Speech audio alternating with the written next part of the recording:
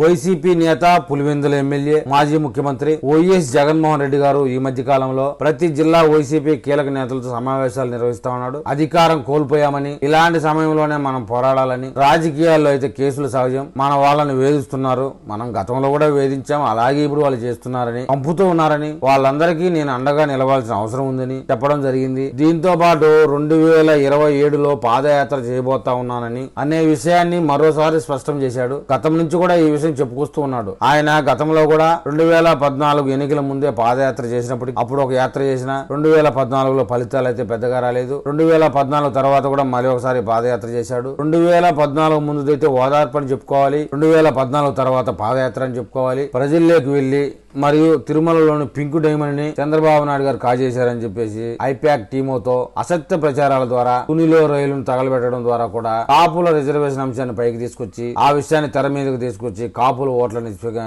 తీసుకోవాలని కూటమి ప్రభుత్వాన్ని దూరం చేసి కాపుల ఓట్లన్నీ పడకుండా టీడీపీ నుంచి ప్రత్యేకంగా జనసేన పార్టీని చీల్చి బీజేపీ పార్టీకి విపరీతమైన దూరాన్ని చేస్తూ 2019లో వైసీపీ పార్టీ ఘన విజయం సాధించింది. రాష్ట్ర వ్యాప్తంగా అందరికీ తెలిసిందే. 2024లో ఈ పాత ఐడియాలజీ, గులకరాయి, కోడి కత్తి లాంటి వ్యవహారాలు చాలా చేసినప్పటికీ అవన్నీ ఏమీ ఉపకరించలేదు. తెలుగుదేశం, బీజేపీ, జనసేన కలిసి వైసీపీని అయితే పూర్తిగా ప్రతిపక్ష హోదా లేకుండా చేయడం అనేది విచిత్రంగా జరిగిపోయినటువంటి వ్యవహారం. మరి ఇక రాబోయే ఎన్నికల్లో, అంటే ఇప్పుడే కాదు, మరో 4 సంవత్సరాలు జరగబోయే ఎన్నికల్లో 2029లో జరిగే ఎన్నికలకి 2027 నుంచి మరొకసారి పాదయాత్ర చేయబోతానని చెప్తా ఉన్నాడు. ఈలోగానే నీ అక్రమాస్తుల కేసులో తుది తీర్పు కూడా వచ్చే అవకాశం ఉంది. తీర్పు వచ్చే సమయానికి పాదయాత్రలో ఉండి కోర్టుకు అయితే హాజరు కావడం సాధ్యం కాదు, జైలుకు వెళ్లడం కూడా సాధ్యం కాదని చెప్పడానికి పాదయాత్ర దానికోసమే చేస్తా ఉన్నట్టుగా ప్లాన్. సహజంగా రాజకీయ నాయకులు వాళ్ళ జీవితంలో ఒకసారే పాదయాత్ర చేయడం సహజం. జగన్మోహన్ రెడ్డి ఓదార్పు యాత్ర అయిపోయింది, ఒక దఫా పాదయాత్ర అయిపోయింది, మరొకసారి ముచ్చటగా 3వసారి పాదయాత్ర చేయడానికి సిద్ధమైతా ఉన్నాడు. ఆ పాదయాత్ర అయితే రాజకీయంగా మైలేజ్ ఇస్తుందా లేదా అనే విషయం అయితే మనం ఇప్పుడల్లా చెప్పలేం. కూటమి ప్రభుత్వం అయితే రాబోయే రోజుల్లో సూపర్ 6 పథకాలను అయితే ప్రజల్లోకి బలంగా తీసుకెళ్లగలిగి మంచి పనులు కానీ చేయగలిగితే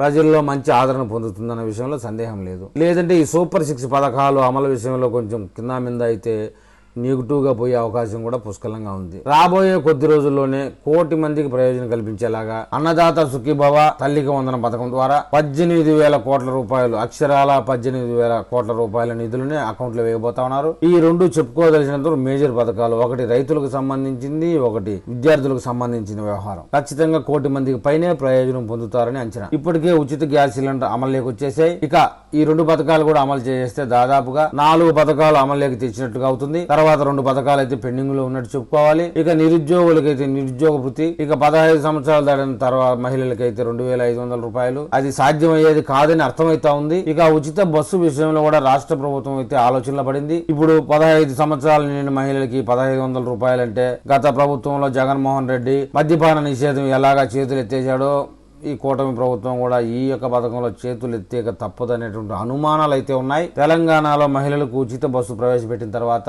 ఆ ఆర్టీసీ అనేది పూర్తి నష్టాలు కూరుకుపోయినట్టు మనకు తెలుస్తా ఉంది. అక్కడ కార్మికులు కూడా, ఆటో కార్మికులు కూడా తీవ్ర ఆందోళన వ్యక్తం చేస్తా ఉన్నారు. అదే పరిస్థితి ఆంధ్రప్రదేశ్ లో వస్తుందేమోననే భయాందోళన కూడా ఉంది కూటమి ప్రభుత్వం. రాబోయే రోజుల్లో ఈ 2 పథకాల మీద రాష్ట్ర ప్రభుత్వం ఎలాంటి నిర్ణయం తీసుకోబోతుందో వేసి చూడాలి. ఇక జగన్మోహన్ రెడ్డి పాదయాత్ర గురించి అయితే 2027లో చేయబోయే పాదయాత్ర గురించి ఇప్పటి నుంచే ప్రచారం మొదలు పెట్టారు. సోషల్ మీడియాలో ఊదర కొడతా ఉన్నారు. ఈ లోపల పార్టీని బలోపేతం చేసుకునే కార్యక్రమం చేయబోతా ఉన్నారు. వచ్చే సంవత్సరం పార్టీ పెద్ద ఎత్తున మహాసభలు నిర్వహిస్తుందని చెప్తున్నారు. ఇక అక్కడి నుంచి రాజకీయంగా యాక్టివేట్ అవ్వాలని చూస్తున్నారు. అంటే ప్రస్తుతానికి యాక్టివేట్ లో లేనట్టే లెక్క. ఇంతలోపు చిన్న చిన్న సమావేశాలు తాడేపల్లిలో పెట్టుకుని 1 సంవత్సరం పాటు కాలయాపన చేయడం తప్ప జనంలోకి జగన్మోహన్ రెడ్డి వెళ్లే అవకాశం లేదు. ఎందుకంటే కూటమి ప్రభుత్వం మీద ప్రజల్లో ఏమంత వ్యతిరేకం లేదు. ఎప్పుడైతే ప్రజల్లో కూటమి ప్రభుత్వం మీద వ్యతిరేకత ఎక్కువ ఉంటుందో అప్పుడే మన జగన్మోహన్ రెడ్డి గారు వెళ్తే గానీ ఆయనకి మద్దతు దక్కదు. అందుకని ఇప్పుడే ప్రజలు రమ్మని పిలిపిస్తే పట్టుమని 10 మంది కూడా రారని అర్థమైపోతా ఉంది. కూటమి ప్రభుత్వం మీద ప్రజల్లో పెద్దగా వ్యతిరేకత అయితే మొదలు కాలేదు. అందువల్ల